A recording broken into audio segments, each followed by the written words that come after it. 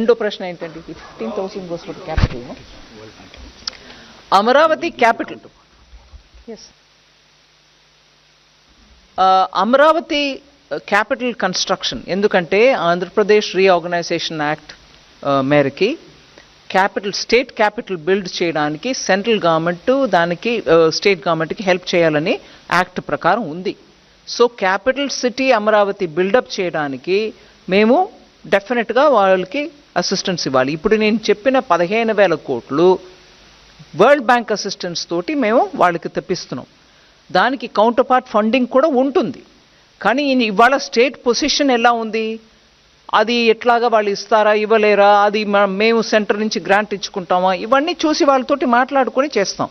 ఎందుకంటే ఆఖరికి ఆ క్యాపిటల్ లేకుండా 10 సంవత్సరం వెళ్ళిపోయాయి.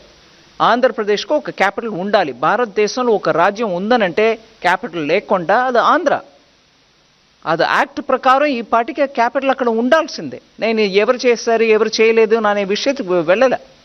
ఆ క్యాపిటల్ బిల్డ్ చేయడానికి కేంద్ర ప్రభుత్వం పూర్తిగా కట్టుబడి ఉంది. 211